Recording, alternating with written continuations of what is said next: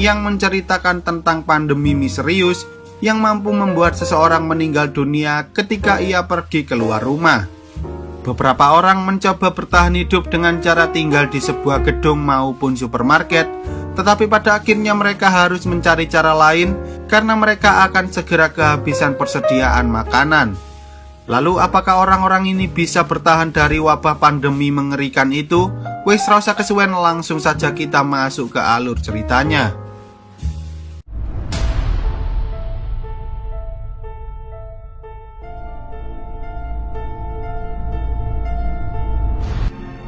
Film ini bermula ketika sebuah pandemi misterius menyebar ke seluruh dunia, yang mana pandemi ini bukan hanya pandemi biasa karena dapat menyebabkan seseorang meninggal dunia hanya dalam hitungan detik ketika mereka pergi keluar rumah. Hal itu membuat orang-orang sangat ketakutan dan tak ada yang berani keluar rumah, hingga membuat seluruh kota yang ada di setiap negara berubah menjadi kotor dan sangat berantakan karena tak ada yang tahu bagaimana caranya menghadapi pandemi misterius yang sama sekali tak memiliki gejala tersebut. Scene kemudian beralih ke seorang pria bernama Mark Delgado yang telah bertahan hidup di kantornya selama lebih dari 3 bulan sejak pertama kali pandemi itu terjadi. Ia dan beberapa rekan kerjanya memanfaatkan beberapa stok makanan yang ada di kantin, tetapi karena mereka tak bisa berada di sana terus-menerus, mereka pun mencoba mencari jalan lain dengan cara menggali sebuah terowongan, hingga akhirnya mereka berhasil menemukan jalur kereta bawah tanah, lalu film pun baru saja dimulai. Saat Mark selesai melakukan pekerjaannya dan hendak kembali menuju ruangannya, ia menyadari bahwa ada seseorang yang telah mengambil sebuah GPS dari dalam mobil yang terparkir di sana, dan ketika Mark hendak mengambil makanan, ternyata orang yang telah mengambil GPS tersebut merupakan pria bernama Enric, mantan atasannya sendiri. Scene kemudian beralih ke masa lalu saat Enric sedang memarahi Mark gara-gara Mark tak bisa menyelesaikan tugasnya tepat waktu sebagai seorang programmer aplikasi komputer.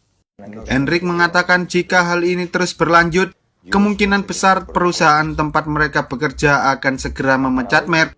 Tetapi untungnya Enric mau memberikan sedikit waktu tambahan agar Mark bisa menyelesaikan program tersebut. Mark berusaha sekeras mungkin untuk segera menyelesaikan pekerjaannya, tetapi entah mengapa program yang ia buat selalu mengalami kegagalan dan ia sendiri tak tahu bagaimana caranya memperbaiki kesalahan itu. Lalu saat Mark pulang, ia disambut oleh pacarnya yang bernama Julia, tetapi meski Julia sudah mengkode-kode agar Mark segera menikahinya, Mark justru mengatakan bahwa ia masih belum siap untuk membangun sebuah keluarga dengan kondisi pekerjaannya yang seperti sekarang ini. Karena Mark tak bisa tidur, ia sempat melihat sebuah berita tentang seorang remaja yang tak pernah keluar rumah selama 6 bulan karena ketakutan, hingga akhirnya ia memutuskan untuk membunuh dirinya sendiri sambil merekam kejadian tersebut. Keesokan harinya, beberapa karyawan merasa ngeri saat melihat berita tentang kematian remaja misterius itu, tetapi entah mengapa tiba-tiba salah satu rekan kerja Mark yang bernama Rovira justru bertingkah sangat aneh dan ia pun pergi dari sana dengan sangat terburu-buru. Kembali ke masa kini, Mark yang mengetahui bahwa Enric memiliki GPS pun mencoba menawarkan beberapa peralatan yang ia temukan dari loker Rovira agar Enric mau membantunya pulang ke rumah menemui Julia. Awalnya Enric sempat menolak tawaran tersebut karena ia juga ingin pergi ke tempat lain, tetapi saat Mark mengancam bahwa ia akan melaporkan keberadaan GPS itu pada para karyawan lain, Enric akhirnya mau membantu Mark terlebih dahulu. Setelah mengucapkan salam perpisahan pada sahabatnya, Mark dan Enric pun segera pergi menelusuri terowongan kereta bawah tanah yang ada di sana, tetapi mereka berdua memutuskan untuk menghemat baterai GPS itu terlebih dahulu, karena saat ini mereka masih memiliki map tentang lingkungan yang ada di sekitar kantornya. Di tengah perjalanan mereka sempat melihat beberapa orang lain yang mencoba bertahan hidup di dalam terowongan. Bahkan salah satu dari mereka terlihat sangat senang saat ia menemukan seekor tikus yang dapat digunakan sebagai bahan makanan. Lalu setelah mereka berdua berjalan cukup jauh, mereka akhirnya berhasil mencapai stasiun terdekat yang telah dijadikan sebagai tempat perlindungan oleh puluhan atau bahkan ratusan orang yang terjebak di sana. Tetapi tanpa mereka sadari, tiba-tiba saja seorang jambret nakal mengambil tas milik Enric, sehingga mereka pun berusaha sekuat tenaga untuk mengejar jambret itu, karena di dalam tas Enric terdapat GPS yang bisa membawa mereka berdua pulang ke rumah. Ketika mereka hampir menangkap jambret itu, tiba-tiba saja mereka dicegat oleh 3 orang, yang ternyata salah satu dari mereka merupakan kakak kandung dari si jambret nakal. Tetapi tak hanya itu, ternyata si kakak ini merupakan seorang polisi yang juga memiliki sebuah senjata api. Karena merasa paling jago dan paling berkuasa di sana, orang itu mencoba mengancam Merc dan Enric dengan menggunakan senjata miliknya agar mereka mau memberikan tas milik Merc.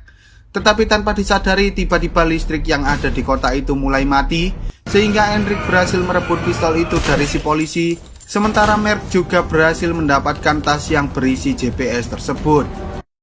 Singkat cerita, setelah mereka berdua berhasil keluar dari stasiun itu, Merc mengira bahwa Enric akan membunuhnya dengan pistol yang berhasil ia dapatkan dari si polisi. Tetapi di balik sifat Enric yang sangat tegas, ternyata ia juga merupakan seorang pria yang sangat baik, sehingga Enric pun menyimpan senjata itu untuk berjaga-jaga jika saja mereka mengalami kejadian seperti yang sebelumnya.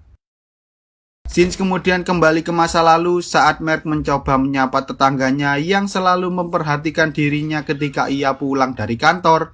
Tetapi saat ia mulai memasuki apartemen tersebut, betapa terkejut dirinya karena di dalam apartemen itu penuh dengan sampah yang menumpuk hingga menyebarkan bau yang sangat sedap bagaikan tempat pembuangan akhir. Si tetangga, sebut saja Pak Udin ini, mengira bahwa Merc merupakan seorang maling, sehingga ia mencoba menyerangnya dengan menggunakan sebuah pisau. Tetapi pada akhirnya Pak Udin melepaskan Merc saat ia sadar bahwa Merc sedang mengkhawatirkan keadaan dirinya. Merc kemudian menanyakan kapan terakhir kali Pak Udin keluar dari apartemen, dan Pak Udin pun menjawab bahwa ia sudah berbulan-bulan tak pernah keluar dari sana. Pak Udin mengatakan bahwa setiap hari ia selalu mencoba untuk pergi dari gedung itu, tetapi entah mengapa ia tak bisa melakukannya karena tubuhnya selalu menunjukkan reaksi aneh setiap kali ia berada di luar ruangan. Keesokan harinya, Merc melihat bahwa Rovira hendak diusir oleh para security gara-gara ia ketahuan menginap di kantor itu selama berminggu-minggu. Tetapi saat para security itu mencoba membawanya keluar dari gedung, entah mengapa tiba-tiba saja Rovira mulai mengalami pusing, kejang-kejang dan sesak nafas, hingga membuat semua orang bingung dengan apa yang sebenarnya terjadi pada Rovira. Merc yang melihat kejadian itu pun menyuruh para security untuk segera membawanya kembali ke dalam gedung. Tetapi sayangnya mereka terlambat karena Rovira telah meninggal dunia terlebih dahulu. Malamnya, Merc sempat merasa resah dan gelisah karena ia menyadari bahwa saat ini dunia sedang tidak baik-baik saja. Tetapi setelah ia mencurahkan semua perasaan gelisah itu pada Julia, ia akhirnya bisa sedikit menghapuskan beberapa beban pikiran yang selalu membuat dirinya merasa tidak tenang. Kemudian ketika Merc terbangun dari tidurnya, ia mengira bahwa Enric telah pergi meninggalkannya. Tetapi ternyata Enric hanya mencari beberapa kantung plastik agar GPS miliknya tak terkena air karena sebentar lagi mereka akan melewati gorong-gorong. Singkat cerita, setelah mereka berhasil menemukan gorong-gorong yang mengarah ke apartemen Merc, mereka pun mulai menjelajahi gorong-gorong tersebut. Dan dengan bantuan GPS itu, mereka pun akhirnya sampai di suatu titik tepat di bawah apartemen Merc. Tetapi karena di sana tidak ada jalur yang bisa mereka gunakan untuk naik ke atas, mereka pun mencoba meledakkan tempat itu dengan menembak tabung gas LPG yang selama ini dibawa oleh Merc. Awalnya Enric dan Merc sempat gagal ketika mereka mencoba menembak tabung itu, bahkan suara tembakannya sampai membuat telinga Merc berdarah. Tetapi pada akhirnya Merc berhasil mengenai tabung dan membuatnya meledak, sampai-sampai Merc harus terpental oleh gelombang ledakan tersebut. Ketika mereka mencoba memasuki apartemen itu, ternyata di sana masih ada beberapa orang yang berhasil bertahan hidup, termasuk tetangganya si Pak Udin. Lalu saat mereka berdua hendak memasuki apartemen Merc, mereka menyadari bahwa orang yang ada di dalam sana bukanlah Julia, sehingga Merc dan Enric berusaha mendobrak pintu tersebut. Merc mengira bahwa orang itu, sebut saja Pak Agus, merupakan orang jahat, Tetapi saat ia melihat bahwa Pak Agus telah memiliki keluarga, Mark pun mencoba menanyakan keberadaan Julia, tetapi sayangnya mereka tak tahu karena apartemen itu sudah lama kosong sejak pertama kali Pak Agus dan keluarganya datang ke sana. Awalnya Mark sempat putus asa karena ia mengira bahwa Julia telah meninggal dunia, tetapi saat ia melihat sebuah gambar yang menunjukkan bahwa Julia sedang hamil, ia akhirnya tahu alasan mengapa apartemen itu kosong, yaitu karena Julia sedang memeriksakan kehamilannya di rumah sakit. Mark kemudian kembali mengingat hari di mana ia dan Julia sedang bertengkar, gara-gara Mark yang tak kunjung menikahi Julia, padahal mereka berdua sudah hidup bersama selama bertahun-tahun. Karena kesal, Mark memutuskan untuk pergi bekerja meski ia tahu bahwa pandemi telah menginfeksi sebagian penduduk yang ada di kota itu. Lalu saat Mark sudah berada di kantor, ia akhirnya sadar bahwa dirinya telah berbuat kesalahan, sehingga ia pun mencoba menelpon Julia untuk meminta maaf padanya. Tetapi sayangnya orang yang menjawab telepon itu bukanlah si Julia, melainkan temannya yang bernama Andrea, karena saat itu Julia sedang kesal dengan perbuatan yang telah dilakukan oleh si Mark. Mark yang tak ingin kehilangan Julia pun memutuskan untuk kembali agar ia bisa meminta maaf secara langsung. Tetapi saat ia berjalan keluar dari gedung, tiba-tiba ia merasakan sebuah tekanan yang membuat dirinya sulit bernafas, sehingga Mark akhirnya sadar bahwa ternyata dirinya telah terinfeksi oleh pandemi misterius itu. Scene kemudian kembali ke masa kini ketika di luar mulai turun hujan.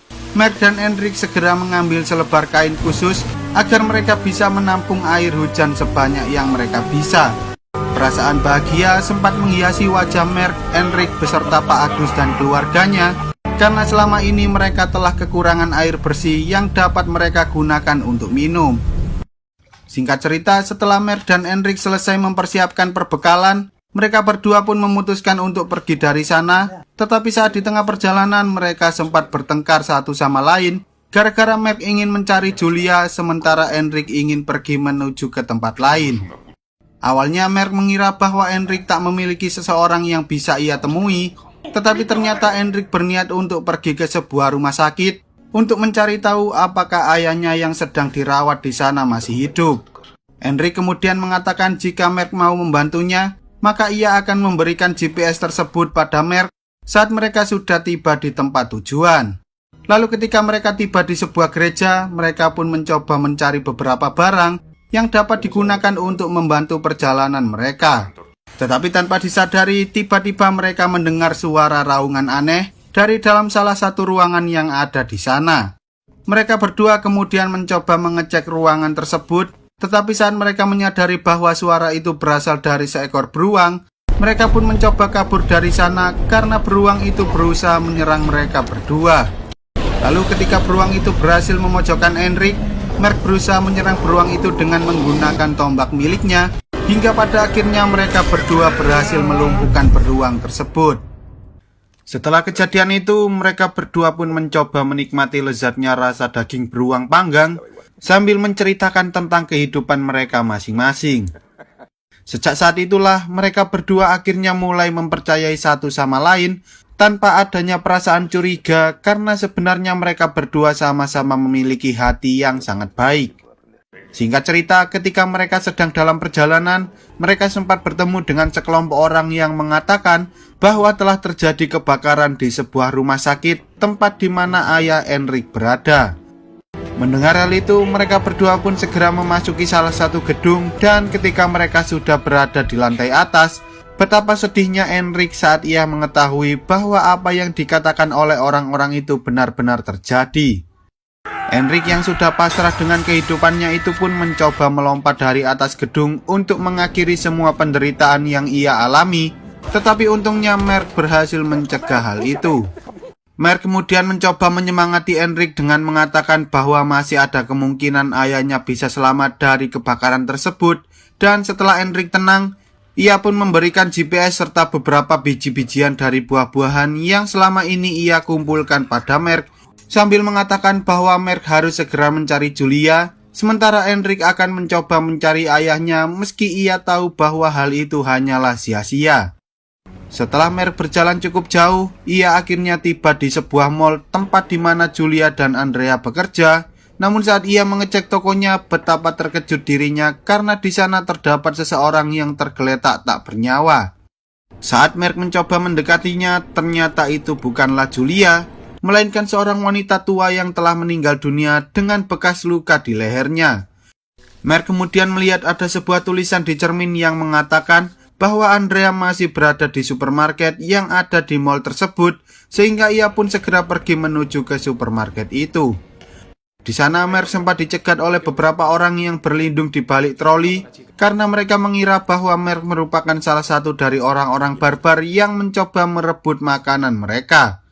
Tetapi tanpa disadari, tiba-tiba orang-orang barbar itu benar-benar muncul dan langsung menerobos masuk ke dalam pertahanan orang-orang supermarket, sehingga Merk pun ikut masuk ke dalam sana sambil berteriak memanggil-manggil nama Julia. Tak lama kemudian seseorang akhirnya memanggil nama Merk, tetapi ternyata orang itu bukanlah Julia melainkan Andrea yang selama ini bertahan bersama orang-orang dari supermarket.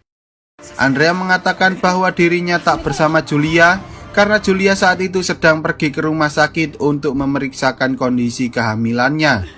Sayangnya ketika mereka berdua hendak kabur dari kekacauan itu, tiba-tiba atap yang ada di atas mereka mulai runtuh, dan karena Andrea tak berani keluar dari sana, ia pun akhirnya terkena reruntuhan hingga membuat dirinya meninggal dunia.